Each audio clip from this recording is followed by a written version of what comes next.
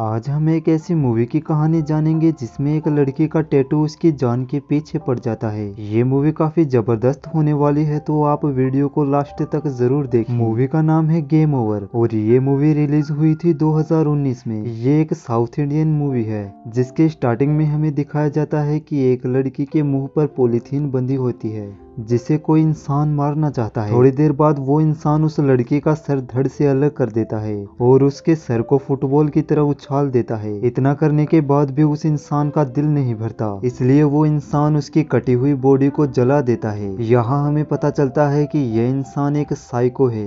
इसके बाद कुछ लड़कियों को और दिखाया जाता है जिनके साथ भी यही होने वाला था। ये स्टोरी यहीं पर खत्म हो जाती है। दूसरी तरफ हमें मूवी की हीरोइन दिखाई जाती है जिसका नाम सपना होता है। सपना एक गेम डेवलपर होती है जो कि अपने पेरेंट्स से दूर रहती है। इसके साथ ही सपना दिमाग से भी डिस्टर्ब होती है जिसका कारण सपना का पास्ट था, जिसके बारे में हम आगे जानेंगे। यहाँ हमें मूवी का एक और मेन कैरेक्टर देखने को मिलता है जो कि सपना की मेड होती है और इसका नाम कलम्मा होता है। कलम्मा सपना का ध्यान रखती है और घर का सारा काम भी करती है। सपना के हाथ पर एक टैटू बना होता है जिसमें सपना को अचानक से दर्द होने लगता है। यहाँ कलम्मा कहती है कि टैटू बनवाए हुए तो 1 साल हो गया है, अब इसमें दर्द नहीं होना चाहिए। इसके बाद सपना पोकेमोन नाम का गेम खेलने लगती है और उसका हाई स्कोर अपने नोटबुक में नोट कर लेती है। कुछ देर बाद सपना अपने कपड़ों के बारे में कलम्मा से पूछती है, जिस पर कलम्मा कहती है कि कपड़े स्टोर रूम में हैं, लेकिन स्टोर रूम में काफी अंधेरा होता है जिसके अंदर जाने से सपना काफी ज्यादा डर जाती है और उसकी सांसें फूलने लगती हैं। यहाँ कलम्मा सपना को शांत करती है। इसके बाद सपना डॉक्टर से अपॉइंटमेंट लेकर उनसे मिलने जाती है और डॉक्टर से कहती है कि स्टोर रूम में जाने से मुझे बेचैनी होने लगी, मुझसे बोला नहीं जा रहा था। यहाँ हमें पता चलता है कि सपना के पास्ट में कुछ ऐसी घटना हुई थी जिसकी वजह से उसे अंधेरे से काफी डर लगने लगा। यहाँ डॉक्टर कलम्मा को बाहर भेज देता है और वो सपना के साथ एक विजुअल टेस्ट करता है जहाँ डॉक्टर सपना को एक VR बॉक्स पहना देता है और उसमें एक वीडियो चला देता है। इस वीडियो में सपना को 3 रूम में भेजा जाता है जिसमें फर्स्ट रूम में काफी ज्यादा रोशनी होती है जिसमें सपना काफी कंफर्ट होती है। दूसरे रूम में रोशनी कम होती है जिसमें जाने पर सपना को थोड़ी बेचैनी होने लगती है। तीसरे रूम में अंधेरा होता है लेकिन डॉक्टर सपना को उस रूम में जाने के लिए कहता है, जिसमें जाने के बाद सपना काफी ज्यादा डर जाती है और वो VR बॉक्स को उतार देती है। इसके बाद डॉक्टर सपना से कहता है कि ऐसा होना नॉर्मल बात है। जब हमारे पास्ट में कोई ऐसा एक्सीडेंट होता है जो कि अंधेरे या फिर कोई और चीज से जुड़ा हो, तब हम उस चीज से डरने लगते हैं और हमें बेचैनी होने लगती है। इसके बाद डॉक्टर सपना से कहता है कि तुम्हें अकेले नहीं रहना चाहिए, तुम जाकर अपने पेरेंट्स से मिल लो। लेकिन सपना अपने पेरेंट्स से नहीं मिलना चाहती। इसके बाद सपना घर आकर वीडियो गेम खेलने लगती है। दूसरी तरफ कलम्मा सपना को उसके पिता से बात करने को कहती है लेकिन सपना मना कर देती है। इसके बाद हमें सपना के घर का वॉचमैन दिखाया जाता है जो कलम्मा को एक पेट्रोल की बोतल देता है। इसके बाद सपना को दिखाया जाता है और उसे उसका पास्ट याद आता है जिसमें वो हाथ पर टैटू बनवा रही होती है।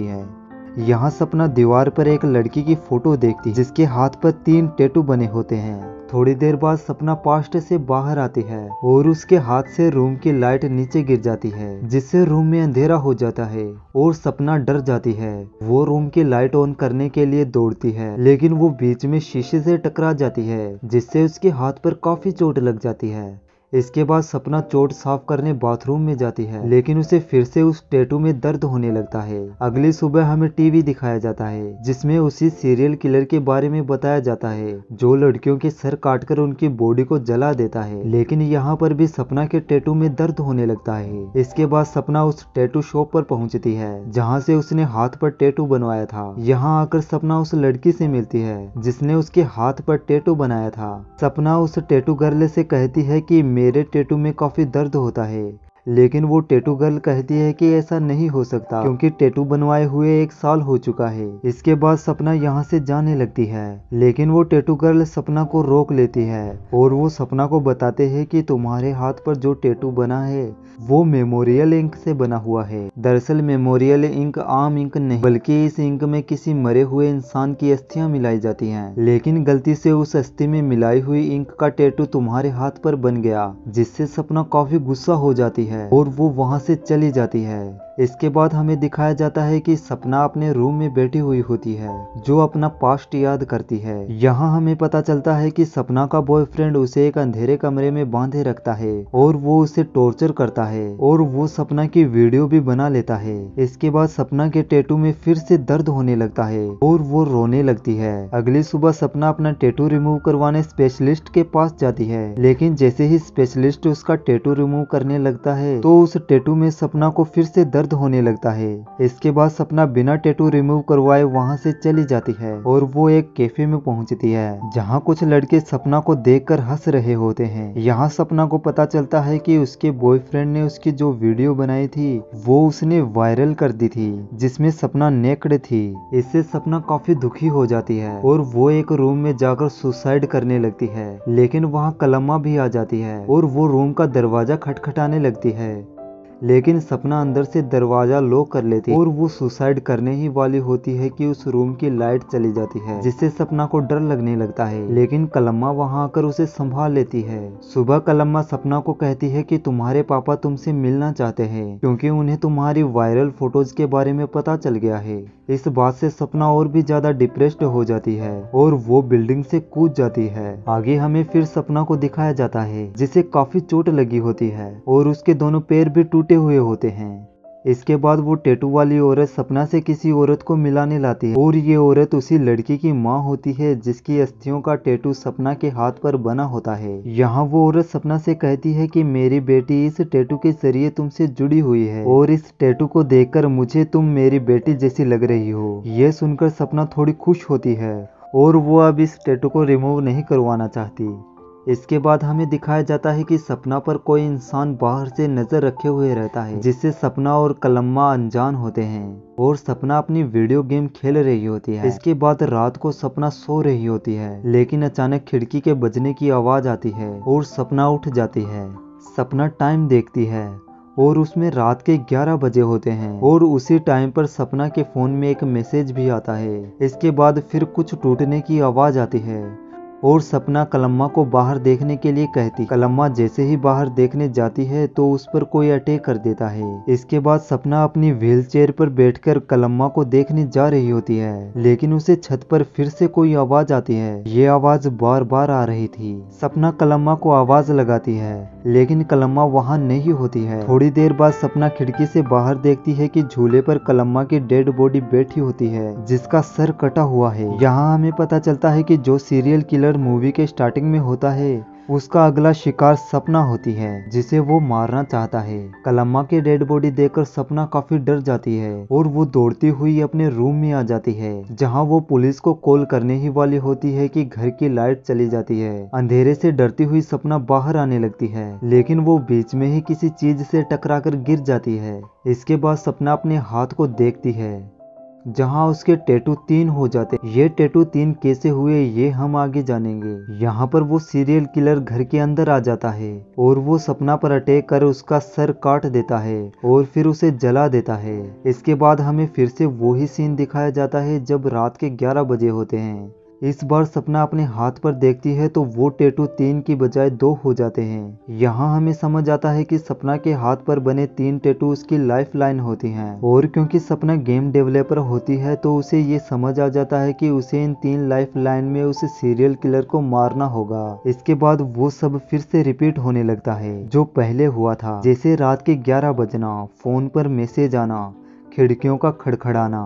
अब सपना को पता चल जाता है कि आगे क्या होने वाला है, इसलिए सपना कलम्मा को भी इस बार बाहर नहीं जाने। इस बार सपना और कलम्मा दोनों खिड़की से बाहर देखते हैं और वो देखते हैं कि इस बार उस सीरियल किलर ने वॉचमैन को मार डाला है। इसके बाद सपना पुलिस को कॉल करती है और सीरियल किलर के बारे में बताती है। यहाँ सीरियल किलर इस बार घर के बाहर होता है और सपना और कलम्मा एक रूम में आ जाते हैं ताकि वो सीरियल किलर उन पर अटैक ना कर सके, लेकिन वो सीरियल किलर उस रूम में बाहर से आग लगा देता है जिसकी वजह से वो दोनों रूम से बाहर आ जाते हैं, जहाँ पर वो सीरियल किलर उन दोनों का वेट कर रहा होता है। अब पुलिस भी सपना के घर पहुँच जाती है। कलम्मा सपना को लेकर भागने लगती है, लेकिन वो सीरियल किलर इस बार बार भी कलम्मा को मार डालता है। सपना मेन डोर खोलने ही वाली होती है कि वो सीरियल किलर सपना की व्हील चेयर पकड़ लेता है और उसे नीचे गिरा देता है। बाहर पुलिस खड़ी होती है, इसलिए सपना खिड़की से पर्दा हटा देती है जिससे वो सीरियल किलर पुलिस वाले को दिख जाए और वो इस सीरियल किलर को गोली मार देता है जिससे वो सीरियल किलर मर जाता है। इसके बाद वो पुलिस वाला सपना को बाहर ले आता है, लेकिन वहां सपना देखती है कि घर के अंदर वो सीरियल किलर अभी भी जिंदा था, लेकिन कैसे ये हम आगे जानेंगे। इसके बाद दूसरा पुलिस वाला सपना को कार में बैठाकर वहां से ले जाने लगता है, लेकिन सपना कार के साइड मिरर में देखती है कि सीरियल किलर वही होता है और उसके साथ 2 और सीरियल किलर होते हैं, यानी वो सीरियल किलर 1 नहीं 3 थे। इसके बाद पुलिस की कार में ब्लास्ट हो जाता है और सपना फिर से मर जाती है, लेकिन उसके पास अभी भी एक लाइफ लाइन और बची होती है। इसलिए फिर से वही सीन दिखाया जाता है जब रात के 11 बजे होते हैं।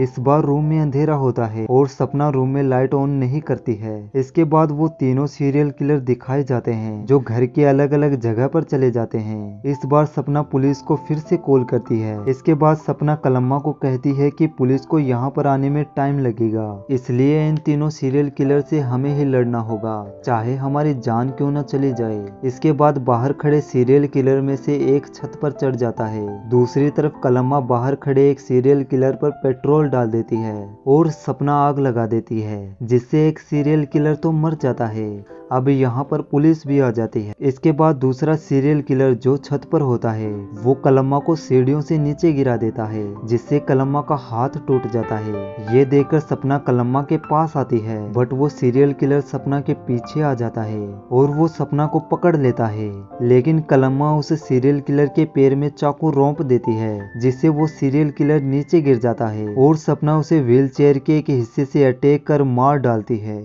लेकिन अभी भी वो तीसरा सीरियल किलर जिंदा होता है, जिससे डरकर सपना अपने रूम में चली जाती है। इसके बाद सपना खुद पर शीशे का कबोर्ड गिरा लेती है, जिससे उसके हाथ में कांच का एक टुकड़ा आ जाता है और वो सोचती है कि जैसे ही सीरियल किलर उस कबोर्ड को उठाएगा वो उसे कांच के टुकड़े से मार डालेगी। लेकिन वो सीरियल किलर काफी तेज होता है, इसलिए वो पैर से कबोर्ड को दबा देता है, जिससे सपना को काफी दर्द होता है और अब वो सीरियल किलर उस कबोर्ड को हटा देता है और वो सपना का सर काटने ही वाला होता है कि सपना दूसरे हाथ से उस सीरियल किलर पर अटैक कर देती है और वो उसकी गर्दन में कांच का टुकड़ा घुसा देती है, जिससे वो तीसरा सीरियल किलर भी मर जाता है। इसके बाद सपना खिड़की के पास जाकर बैठ जाती है और मूवी यहीं पर खत्म हो जाती है।